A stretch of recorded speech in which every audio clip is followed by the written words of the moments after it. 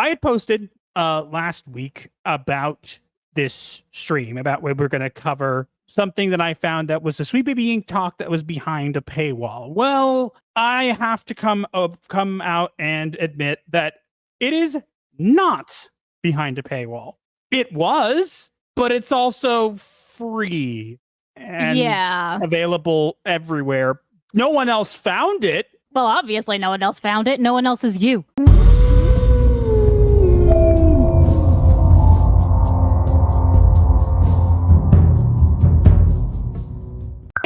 Welcome to Hungama's Game Changers 2025, a celebration of women who aren't just playing the game, they're changing it. I'm Ronak from Hungama, and today Don't ask me to pronounce that name. I have no clue what that name is. I have the honor of speaking someone who is quite literally rewriting the rules of gaming. Not just in terms of character or story, but in terms of who. Do not redeem. Do not redeem. Too late. We already paid for this. Who gets to be at the table. She's a writer, narrative designer, studio head, and an unapologetic advocate for inclusion in one of the most complex industries and time we know. Please welcome Kim Belair, CEO and co-founder of Sweet Baby Inc. What was the moment in your journey that you felt, yes, this is what I should be building? Hopefully never. Get ready for the rigmarole. It's going to be time for Kim to glaze herself. Here we go.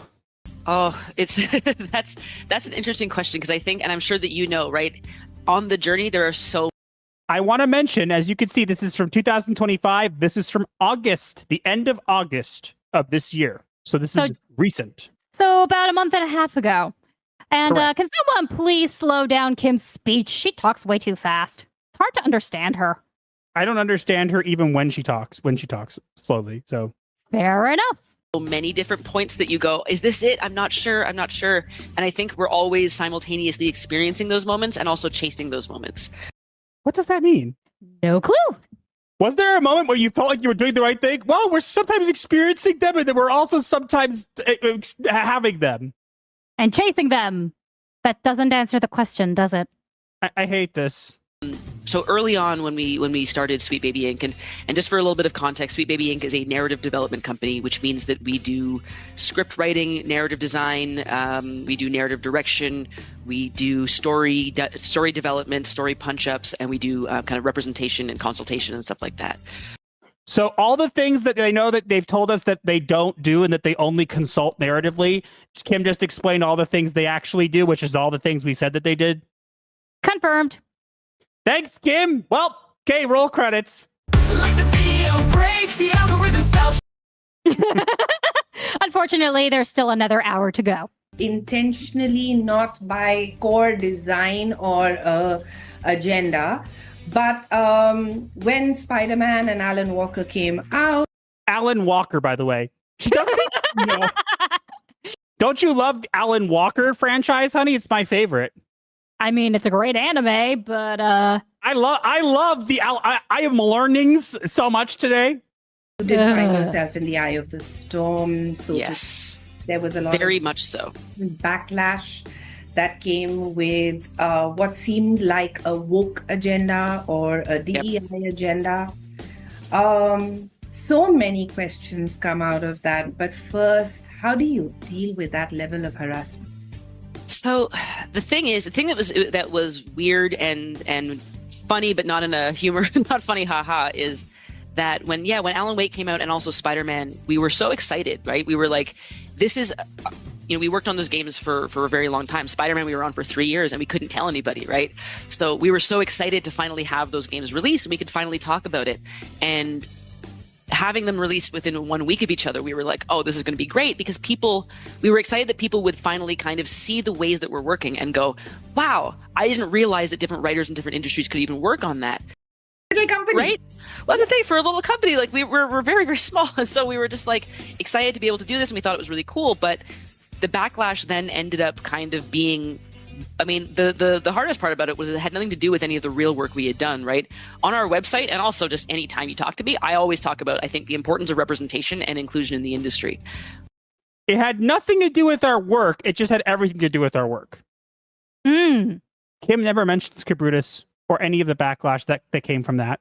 None of it. She doesn't mention it at all in this entire talk. She makes it all that it's all backlash. She doesn't ever acknowledge it at all. Don't believe us? You're about to listen for yourself. Tokenism is not something that I think any marginalized person wants for themselves, right? In fact, if anything, the thing that I'm fighting against is I don't like seeing, if I'm speaking as like a Black woman, if I see a Black woman character in a game and she's acting completely differently, has no experience, doesn't seem to have any relation, I don't go like, oh, I'm so mad, but I go, oh, that character is not quite hitting, right? And so let me translate from Kimmy's to English. What Kim just said is that she's against tokenism, but if she sees a Black character in a game that isn't acting the way that she feels that she needs to, then it's wrong and it needs to be changed. Oh, wait, there's more. I want to make that clear. She says she's against tokenism and then explains how if there's a Black character in the game that isn't hitting correctly, they need to be changed. Also, she's not a Black woman. She's mixed. for me, it's about authenticity. It's about going, if we're going to go on these adventures, we're going to tell these kinds of stories. How do we tell them in such a way that they're resonant to like a broad audience Sorry, but I laughed at the part where she said authenticity. So for Alan Wake 2, we had got brought in. Actually, there's a. So now she's going to go into exactly from her own words. Before we only knew in general, right? Mm-hmm. But we are literally now going to go into, she's going to explain exactly what Sweet Baby Inc. was called in for on Alan Wake. And I'm going to tell you a secret, guys. It's exactly what you thought it was. Dun, dun, dun. You ready? I'm going to rewind just a little bit so they can hear this. Mm-hmm. So for Alan Wake 2, we had got brought in. Actually, there's two leads. There's Alan Wake, who's a white man, and then there's Saga Anderson, who's a black woman. And we were brought in because on the team they were like, we love this character, we've made this character, but we don't have any black folks on the team, and we'd love to have you guys come in and help us develop the character in a way that's interesting, right? Because it's not that they're looking for like, oh, can you make sure it's not offensive? They're looking for where are the areas of resonance that we can find? What is the most interesting thing? What even aspects of what is the history of like black horror, right? As we explore like the horror of Alan Wake, how do we also like, are there elements that we can kind of think about for that? So she was brought in. Alan Wake was brought. She was brought in. They were brought in from Kim's mouth. They were brought into Alan Wake to work on the black female character. To be fair, she said that they were asked in to help make the character interesting and have them resonate. So, in other words, we don't have any black people on the team. Quick, Sweet Baby Inc., please come help us make this black character authentic. Us lessers cannot do it on our own. We need your black experience. And yes, she did actually say black horror. If you thought that was good, we're going to also now find out what they worked on with Spider-Man 2. Kim's going to admit exactly what they did.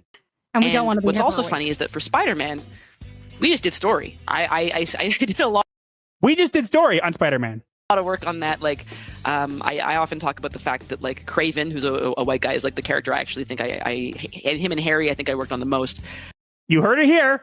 Kim Belair and Harry were brought in to work on Craven and Harry. By the way, I love how Kim describes him as a white guy. For Spider-Man, that they said, no, we just consulted. She just admitted they did story on it. Confirmed. So literally, guys, you know all the things that they kept saying that they didn't do? We don't do anything about the story. We just consult. By the way, here we are working on the story. We didn't just get brought in to put a black person in it. Oh, we were brought in to specifically work on the black person. I often talk about the fact that like Craven, who's a white guy, is like the character I actually think and him and Harry, I think I worked on the most. But it got turned into this thing of like, oh, you put pride flags in New York. You made a deaf character, which neither of which are problems. Like neither of which you should. Notice how. Sorry, but I was laughing very loudly and had to move away from my microphone so none of you guys would lose your hearing.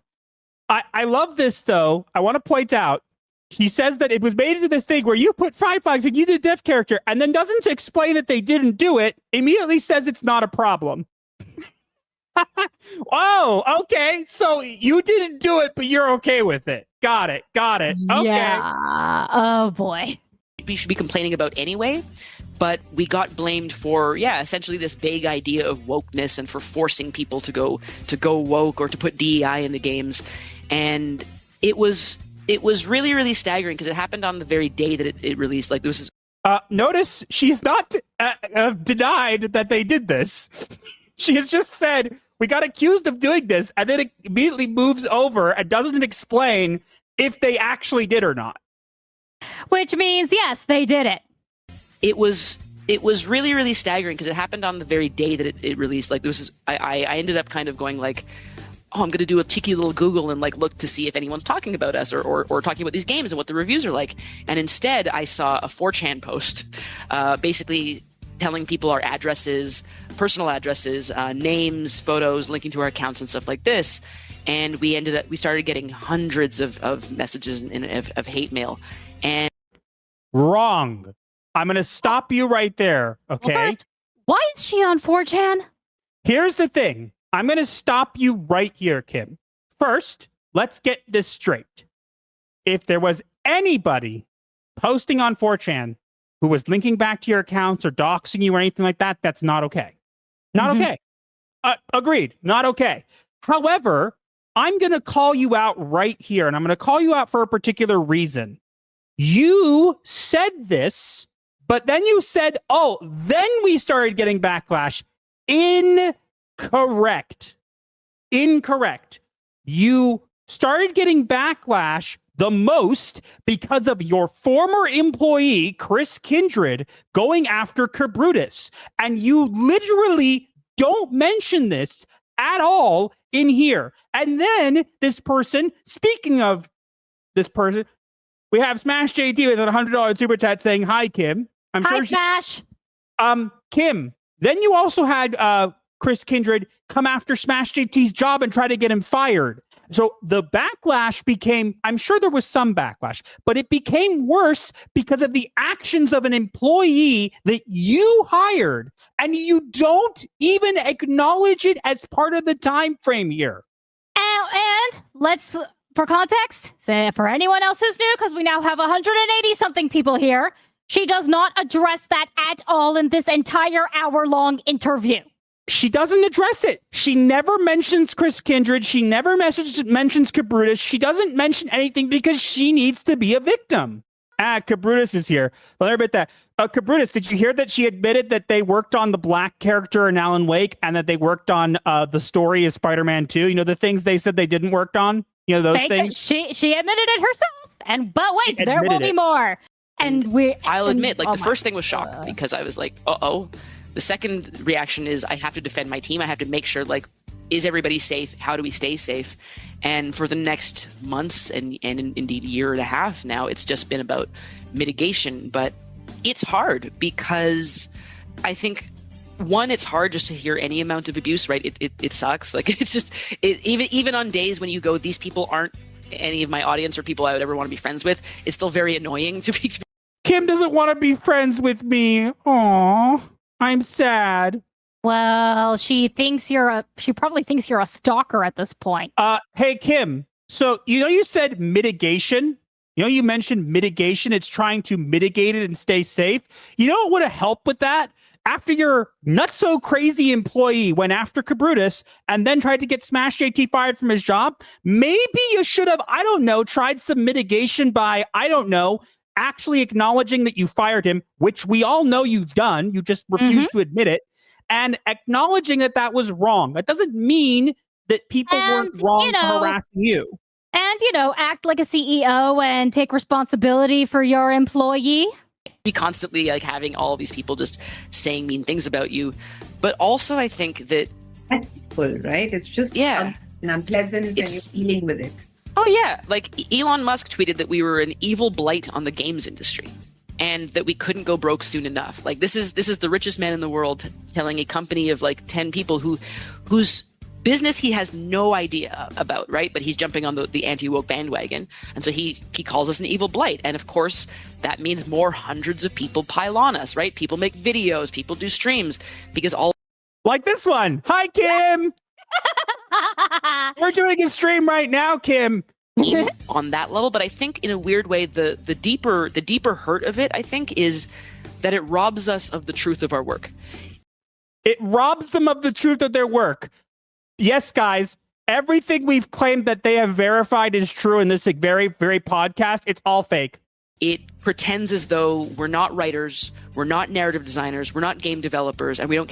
I mean, to be fair, Kim, one of your people working for you is a chef with no experience in the game industry. None. Literally, just because she likes his cooking. So you're saying we're not writers, we're not whatever. Yes, that person kind of isn't. Yes. Care about authenticity. We're just a bunch of like whiners who are just asking for things to change in games. And it acts as though we don't like games. It acts as though we don't want any sex or violence in games. It acts like we don't want to push those things forward. It acts like we're censors, right? And I think in any kind of progressive work, we want to push boundaries. So it acts like all these things, and then we admit that that's exactly what we want. We don't want all these things, but we're progressive, so we do want it. We want to explore new kinds of characters and stories, and to be given this pushback from a group of people who ostensibly also want that, but who completely misunderstand the way to go about it, it's especially demoralizing. Because there are thousands of videos about us, there are hundreds of videos about me, but of those people, no one has written to us to say, hey, can I just ask a couple of questions about how this works?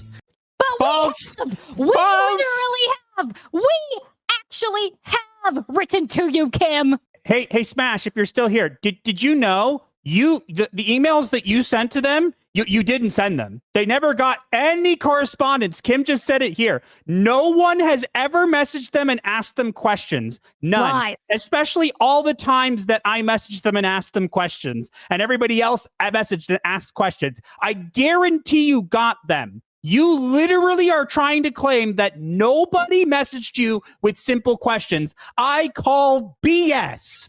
BS. There you go. Smash. That's BS. I wrote the multiple messages and nothing in return. No, Smash. You see, you have to be the right person. Hey, can you hear me? Yep. Okay. You can have your camera on, I'm in my daughter's room sweating my ass off and no t-shirt on. You don't want my camera on right now. But maybe the chat does want your camera on just for that reason. Oh man. No. Definitely not. No, Definitely not. no, Maybe like 10 years ago, but no, I got a dad bod now. You don't want it now.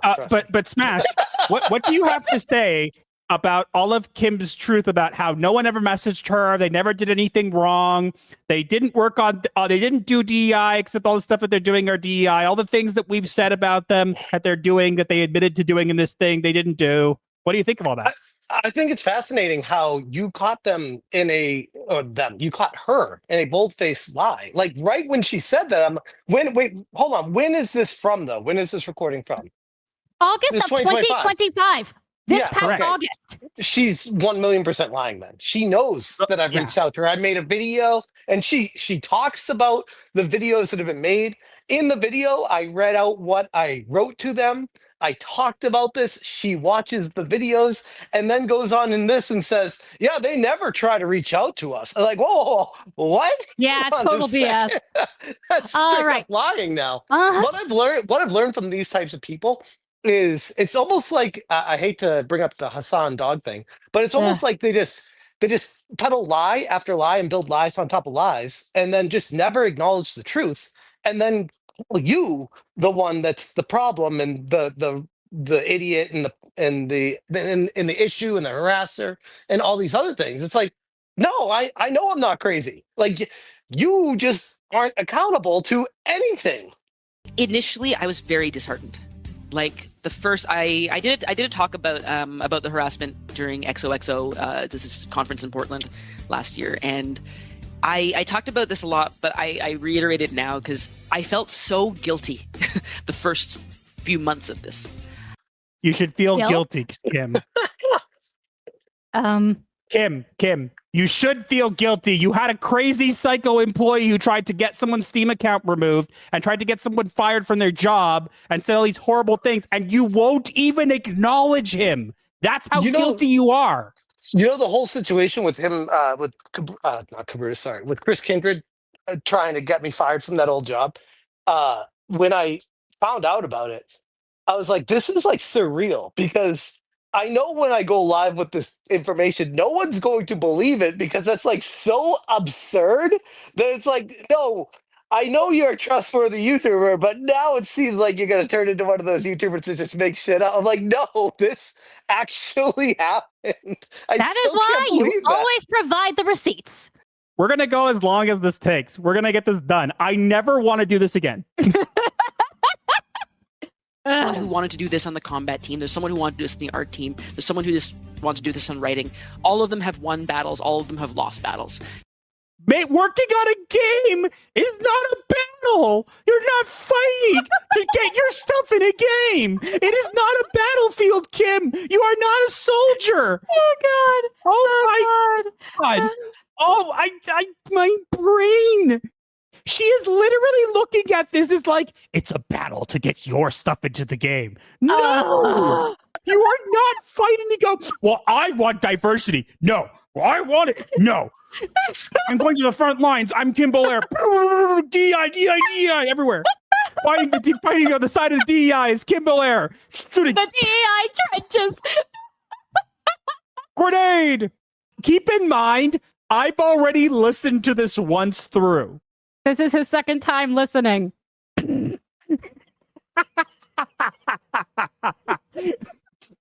Silent All the Kids says, I'm Kim and Bowser's love child. Somehow this is more entertaining than the actual thing. Like sometimes it is like, hey, I need a sanity check from other people who have companies in the games industries. Like you need a sanity check from a professional psychologist. My husband is available. Kim, you failed. Your sanity check, you failed. Says the therapist. He is qualified. Kim, I hate to break it to you. I'm going to say this. I think you, and I'm being nice. I'm being mean, okay? I'm going to be mean, but I'm letting you know that I'm being mean on purpose, okay? I think that you are so unintelligent that you would stay up all night studying for a urine test and still fail it. Rewind a few minutes or a minute. Sanity or so. check from other people who have companies in the games industries. Like I have a group chat with other people who are like, oh yeah, we are all team leads at different narratives. And sometimes you just go like, I feel crazy. And they go, thank you. But also sometimes they'll go, hey, I have a person who's just gotten laid off of my team. Can you find somebody? And so it really is, I think, about establishing those networks of care and of collaboration, even if it's just mutual updates, and creating that baseline space first. There are a lot of really beneficial communities. And I think also don't be afraid to, like, I'll say right now, I'm on LinkedIn, people can reach out to me. Like we have an email talk at Sweet Baby Inc. that if people... No. You said that nobody ever reached out to you on that. We already have, Kim. We have already reached out. Want to talk to us and ask us questions because we've gotten a lot of hate to it, but we haven't gotten a lot of questions, right? We got a lot of hate, but we haven't gotten a lot of questions. Once again, Kim, you are full of crap.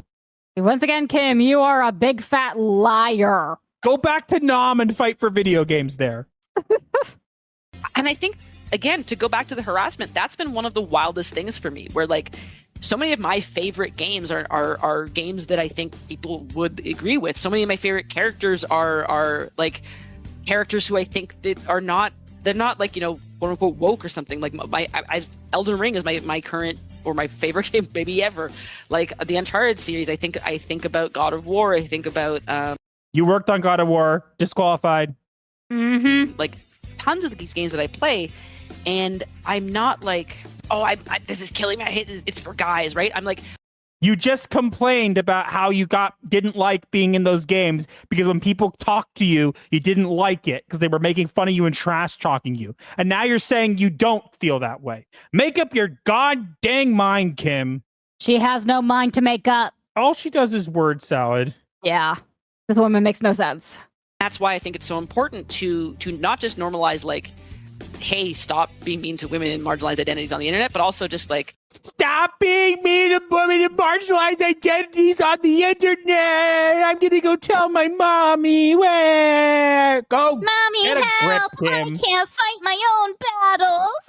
Kim, I'm going to say this again. Especially as a woman, you should understand this. And I'm being mean again because I want to be. At this point, I've listened to your entire thing. I have a right to be mean. I am playing my mean card. I am allowed to be mean. As a woman, you must be very familiar with the kitchen, correct?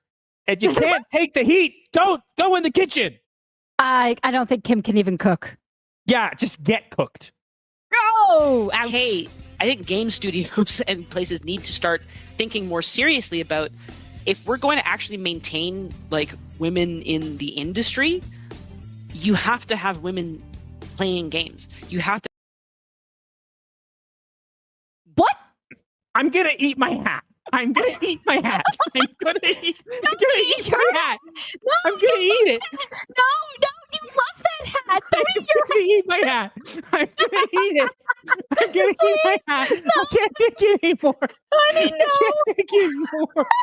Make it end. Make it end. Eat your hat, please. You love that hat. I don't know what to be able to get you a new one. Even if I played quote unquote girl games exclusively, it should never be a problem, right? If I am someone who goes, you know what? It's not a problem unless you make it one, Kim. Which she does. I want this character to look a little like this or a little like that. Sure, whatever. But I think this idea that change in art can merit like a violent pushback is just fundamentally in the way of art. And what's wild about it is that, yeah, I think if you are someone who wants to push forward and if you want to say, hey, I want to see sexier women in these games, I want to see more sexuality in these games, you don't get it by yelling at everybody who's about wokeness, right? Because the amount of times that I have been in a room and I have said I would like to push forward for this character to have a more expressed sexuality, and the thing is not like, oh, we're scared of that. It's often like people won't be able to be serious about it. People won't be able to handle that. If you put a sex scene, the community will go nuts over and be. Kim, it doesn't belong in the game. You're trying to make it seem like this is art and that you're pushing this stuff, and you're trying to say that, oh, by saying, no, we don't want these kinds of changes that you want, we're also stopping the changes that we want. That's not the case, Kim.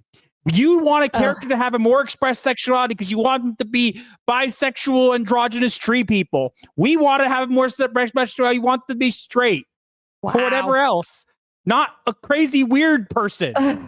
Case in point, Dragon Age the Veilguard. Yeah, we don't want to pull a barf, Kim. Sexist instead of, oh, damn, we got a sex scene in this game. Let's all be happy about it, right? No. Not all of us are not weirdos like you. We're not degenerates. We're not Slanesh cultists. Because we see it. We see the way that like you put something in there and then all of a sudden they pick it apart. Yeah. So it's called criticism and different tastes, Kim. Welcome to the world. If you want to make a sex simulator game, then make a sex simulator game. Good morning. Welcome to Rife. Welcome to reality. People who think that they are pushing back against, I don't know, wokeness or something, are usually pushing back against progress towards the things that they would like. You heard it here. If you fight back against wokeness, then you are actually pushing back against progress towards the actual things that you want, according to Kim. There it is. So in other words, if you do not want 4 hours to get there, but we did. If you do not want this stuff forced in your video games and you push back against it, you're actually harming yourself. Kim, I want to tell you something, okay? Okay, Kim, sit down for a minute, okay? How you doing, Kim? You doing well? I don't care. I'm going to say this for you, really, Kim. You're just stupid.